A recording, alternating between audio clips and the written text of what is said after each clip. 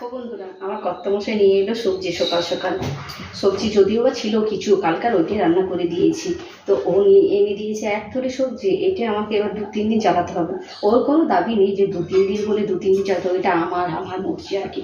তো যাই হোক, সংসার তো একা হয় না, সংসার তো দুজনের হয়। ও যেমন এনে দেবে বাইরে থেকে জিনিসপত্র, আর গুটিয়ে বাটিয়ে রাখা আমার দায়িত্ব, তাই না? তো সংসার স্বামী স্ত্রী তো দুজনেরই তো হয়, একার তো আর হয় না। তো ওই জন্য এই যে কী কী সবজি নিয়ে এসেছি, বরবটি নিয়েছি, এখন পর্যন্ত আমি দেখিনি। কুমড়ো আছে, কুমড়ো ছেলে পছন্দ করে কুমড়ো। এই যে আদাটা উল্টে গেল, এই যে আদা আর কুমড়ো এনেছে, ছেলে পছন্দ করে বলে কুমড়োটা এনেছে। আর তার সাথে আছে পুঁই, কুমড়ো, কচু।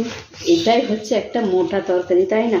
আমাদের এই সবজি, বাপরে বাপ, এই সবজি আমাদের যখন হয় তখন আমাদের ভাত এত সুন্দর খাওয়া হয় না।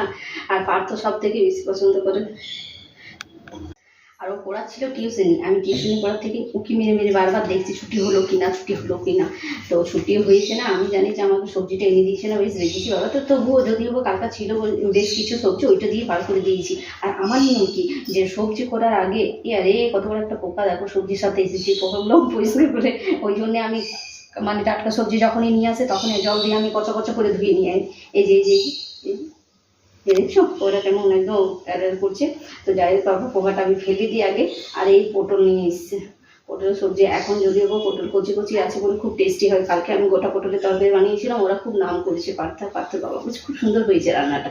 তার বন্ধুরা ভিডিওটা এখন রাখছি, আবার দেখা হচ্ছে নেক্সট ভিডিওতে। পোকাটাকে এবার আমি উদ্ধার করি।